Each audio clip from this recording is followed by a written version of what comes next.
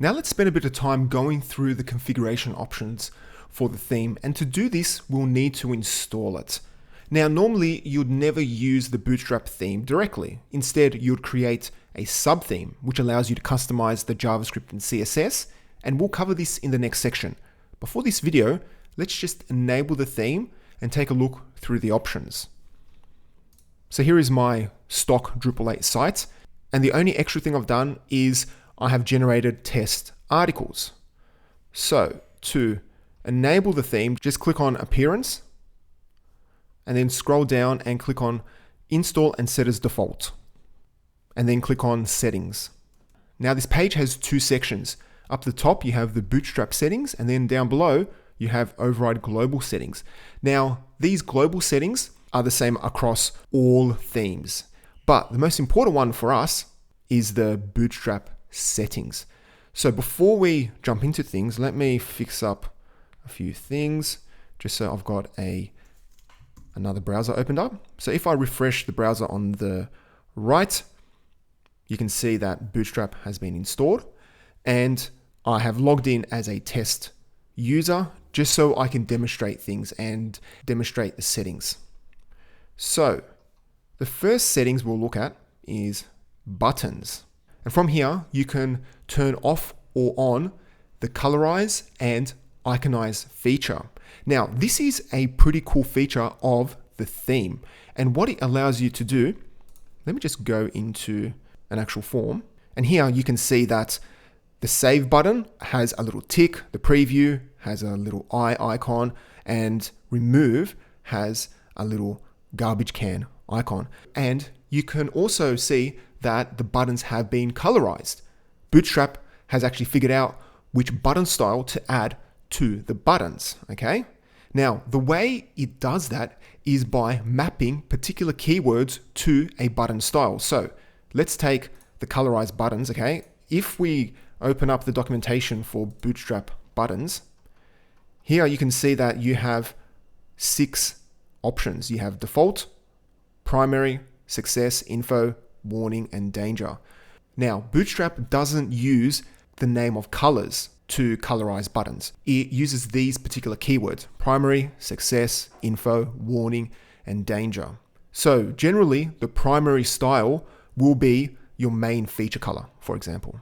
And then success would be a green to show that whatever you have done is a success. And then, of course, warning would be an amber color, and of course, danger would be red.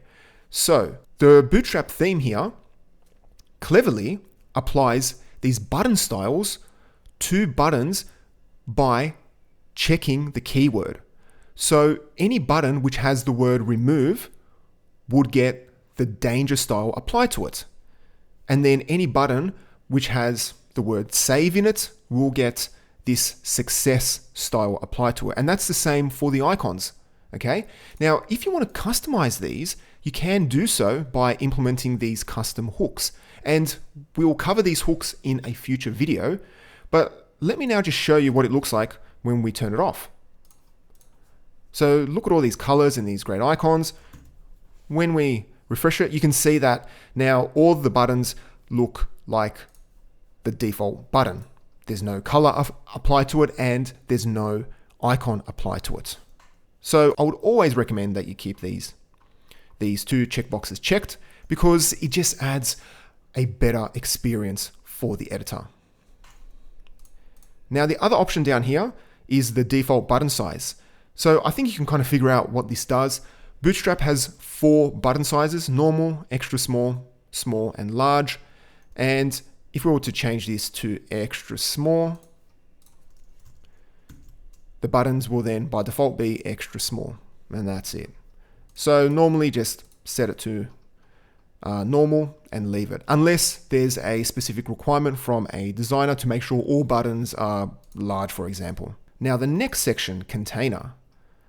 Now Bootstrap has a container class. Okay, so if we open this stuff up, you'll see that everything's contained in the center, and it has a max width of 1170 with 15 pixel padding on each side, which makes it 1200 pixels.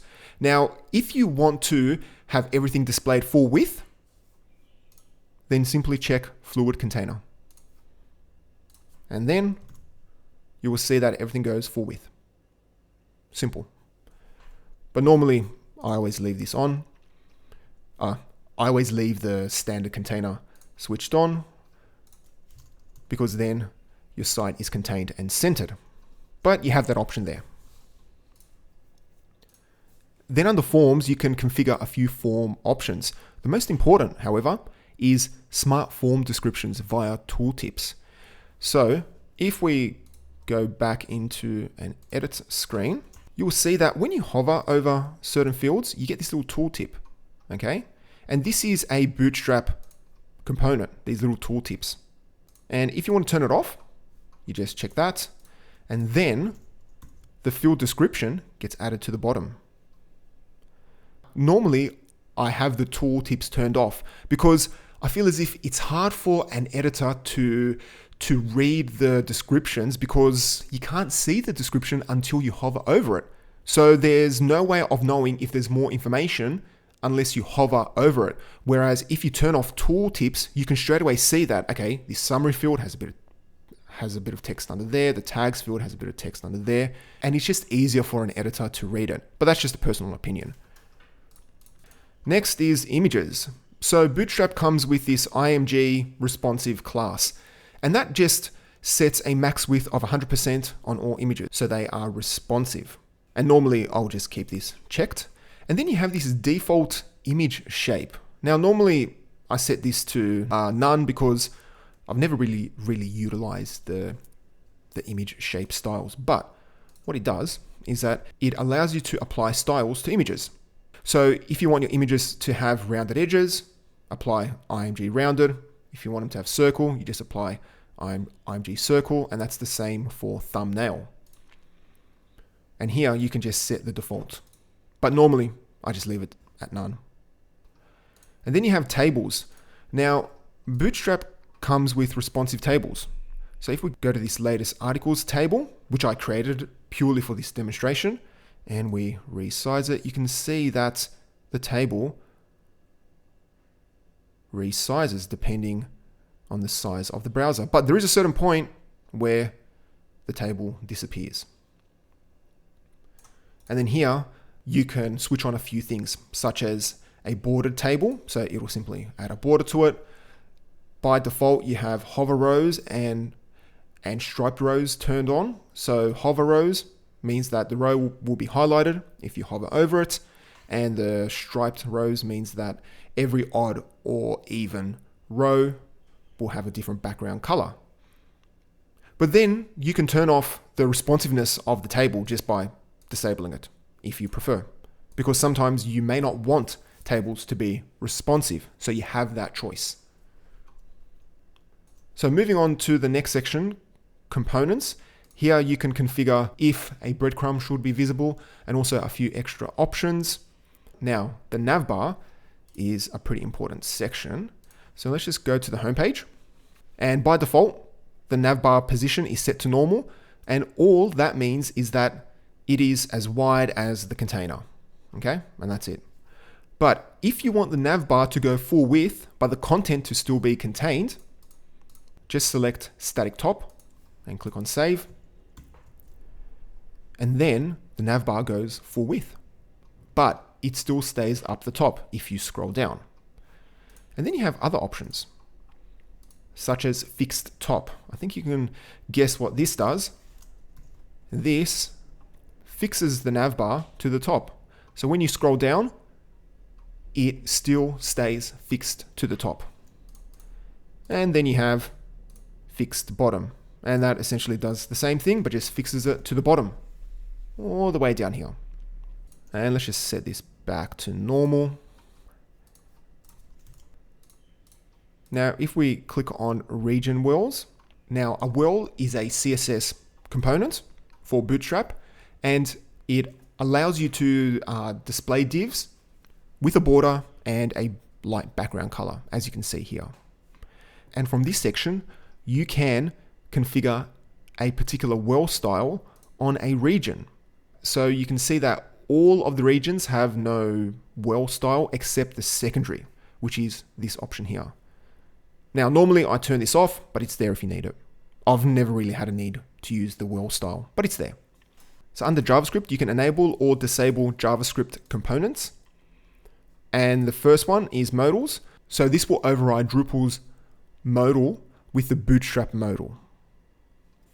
And then you have popovers. Now this is a particular Bootstrap component, and the only place that it's used by default that I could find is if you create a piece of content and you click on upload requirements. So you can see that it is a bit different to the tooltip. So the tooltip appears when you hover over something, but the popover appears when you click on something. So I would assume that a popover is more useful on touch devices, because on touch devices, you don't have a hover state. If I was to click on this, you will see the popover. And then here you can turn off tool tips, which we have covered previously.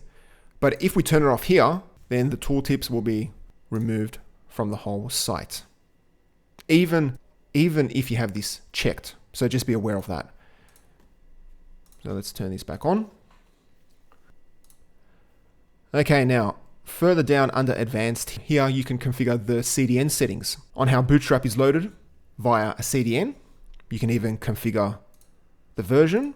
And then down here, you can change the look and feel or theme. Now, don't get confused with a Drupal theme, but here you can configure the Bootstrap theme. Okay, so by default, we are using the standard default Bootstrap theme, but then you have all of these other options, and all of these other options come from Bootswatch, which is a free website, and they offer a whole bunch of themes for Bootstrap. So you have all of these other ones with all different colors, different designs.